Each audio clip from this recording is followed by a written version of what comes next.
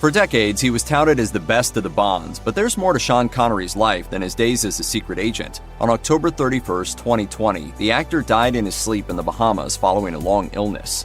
This is the story of his life beyond Bond.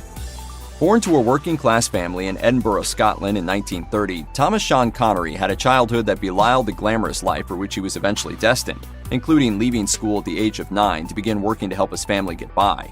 I used to walk to work in the dark. My mother went to work at the same time, and then I used to go straight from there at 6 in the morning and go straight to school. Like many young people, Connery did not immediately gravitate to what would become his very successful career. Instead, he joined the Royal Navy at the age of 16, about a year after World War II ended. He spent not quite 3 years in the Navy, earning the title of Able Seaman assigned to the HMS Formidable. However, he was discharged at the age of 19 because of duodenal ulcers, an affliction which ran in his family. Both before and after his stint in the Navy, Connery took on many odd jobs, such as delivering milk, bricklaying, lifeguarding, and even coffin polishing. In his spare time, Connery took up bodybuilding, competing in the 1953 Mr. Universe competition.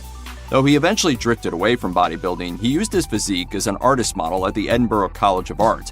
Connery was repeatedly praised as one of the sexiest men alive, so it stands to reason that he spent a good deal of his youth engaged in activities that centered on his body and his beauty.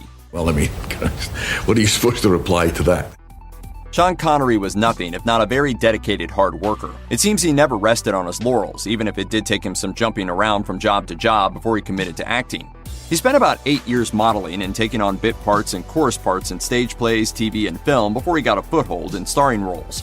His first major part on the silver screen was opposite Lana Turner in the 1958 film Another Time, Another Place. 4 years later, he would assume the role that went on to make him world famous, starring in the original James Bond movie Dr. No.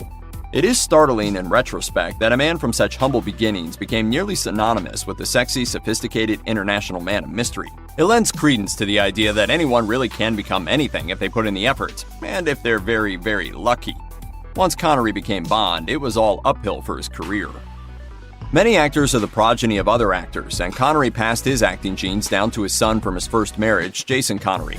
Though not as famous as his father was, Jason has enjoyed a steady, stable career since appearing at the age of 20 in The Lords of Discipline in 1983. Aside from acting, he has also helmed film projects as director, starting with the film Pandemic in 2008. In a funny link to his dad, Jason played a film version of Bond author Ian Fleming in the TV drama Spy Maker: The Secret Life of Ian Fleming. Though Connery was known around the world as Sir Sean Connery for the last 20 years of his life, it was a bumpy road to his eventual knighting in 2000. It was widely rumored that he was twice denied knighthood by Donald Dewar, former Scottish Labour Party politician, because of his political views. Connery is a member of the Scottish National Party, a centre-left party which favours Scottish independence from the United Kingdom. Needless to say, Scottish independence is a bit of a snub to the good old Queen of England, so it's fair to see that Britain may not want to extend the honour of knighthood to a man so vocally opposed to its monarchy. Incidentally, Dewar passed away on October 2000, just a few months after Connery received his knighthood. Despite Connery's dedication to the Scottish National Party, he seemed to have been very proud of his knighthood. He was credited as Sir Sean Connery in more recent roles. Though Connery's rise from rags to riches makes for an incredible story, there are a few shadier aspects of his life and career, one of those being his allegedly fraught relationship with taxes.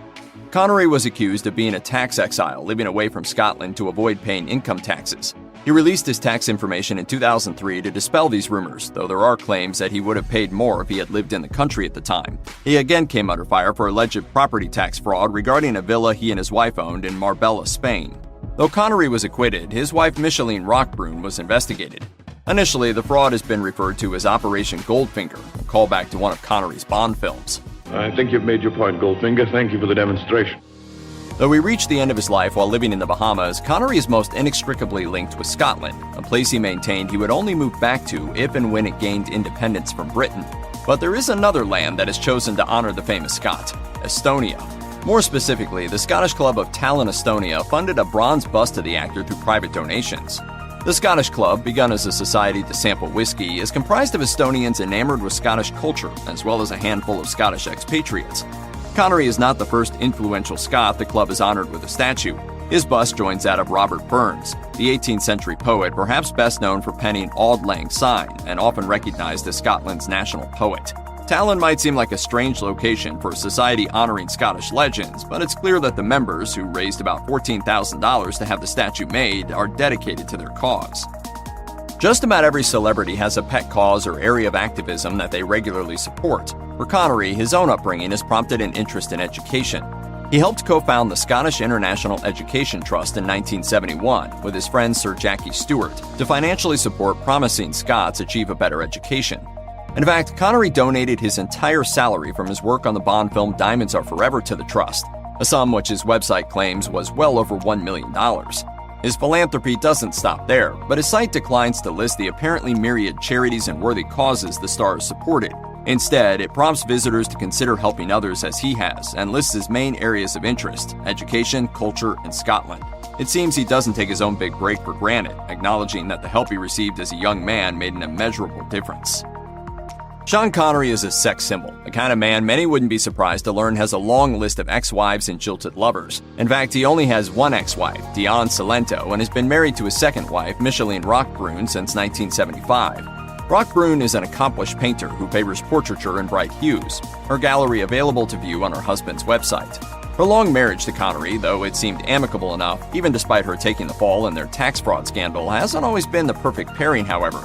The man best known for portraying the chauvinistic Bond has had some misogyny problems of his own, including a very public romantic affair with pop star Lindsay DePaul, a woman 18 years his junior. Still, Roquebrune remained with Connery until the end of his life. Perhaps the most distinctive thing about Connery for many filmgoers is his voice, that deep, rolling Scottish brogue. Despite this, he hasn't done a wealth of voice work, limiting such roles to a few special projects. One of those projects was the 2005 video game From Russia with Love, for which he reprised his role as James Bond. Long before that, he played Draco, the computer-generated dragon, in Dragonheart. The Last Dragon on Earth, Draco teams up with an erstwhile dragon hunter, a monk, and a young woman on a quest to save England from a tyrannical king. It's a fun, sentimental fantasy adventure, and Connery's Draco holds up surprisingly well. The less said about the franchise that followed, the better. As recently as 2012, Connery came out of retirement to play the title role in the film Sir Billy, an animated film about a Scottish veterinarian that Connery produced. His tone and delivery also make him a natural choice for a narrator, a role he's filled only once for a TV documentary. Other than that, the best way to hear the man is to watch him in the flesh in one of the many, many films he left behind as his legacy.